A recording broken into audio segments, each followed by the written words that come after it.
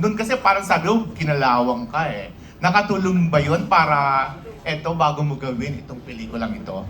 Yes! Iba ang discipline kasi talaga ng theater. So, ibang depth yung feeling ko yung binigay sa akin. Nagkaroon ako ng ibang understanding habang inaaral ko yung script.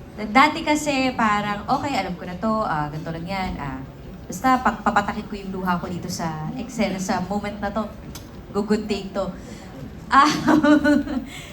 Of course, nung nag-theater, nakita mo yung mas ano lang yung kailangan. Madami akong na-unlearn and madami akong binitbit nung ginawa ko yung film. Kaya siguro mas lumiit yung mga galaw, mas lumiit yung mga binibigay kasi nakita ko kung ano lang yung sapat.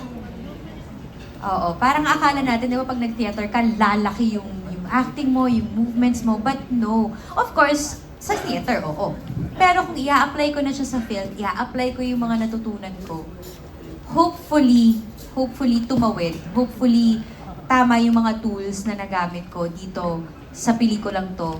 Gamit yung mga natutunan ko. With Direk Tony Goya daw, na may mga eksenang nahihirapan akong intindihin minsan paano ko ba siya ipoproseso. Kasi may mga scene works na tinatawag, akala mo naman talagang teatro na nanggaling yung... May mga scene works na tinatawag doon. So, para intindihin mo pala ang isang eksena, ultimo yung isang line, di ba? Paulit-ulit mo siyang hihimayin, bakit mo nasabi to? At paano mo ba talaga siya i-deliver? And of course, sa movies, kapag gagawa ka ng pelikula, magre-reading lang kayo, magti-take na kayo. Kapag may adjustments, uulitin nyo. But sa theater, halos 2 buwan ninyong inaaral ng paulit-ulit yung linyang yun. Hanggat matumbok nyo yung totoong meaning. Para maganda rin yung sagot sa'yo nung ka-eksena mo. So, yun yung mga...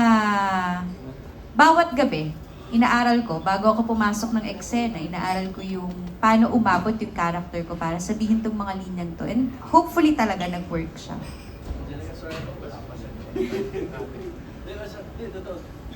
Sa tingin mo ba nakatulong...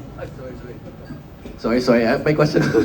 Sa tingin mo nakatulong sa ganun na natitimpla mo yung kailangan na eksena dahil yung Virgin Lapes, napaka-intimate din na scene na andyan, kita mo talaga yung audience kaysa sa ibang mga theater productions na ang layo nila. Do you think that help? Oh yes, kasi silang third actor. Diba? Kapag nasa stage ka, sometimes you react dahil din sa reaction nila. You pause dahil sa reaction nila. You listen dahil sa reaction nila. And ma-apply mo siya, of course, sa film kasi you react with your co-actor. Kung ano yung binigay mo, magre-react din ako dun. So, Tom, last question. Sorry.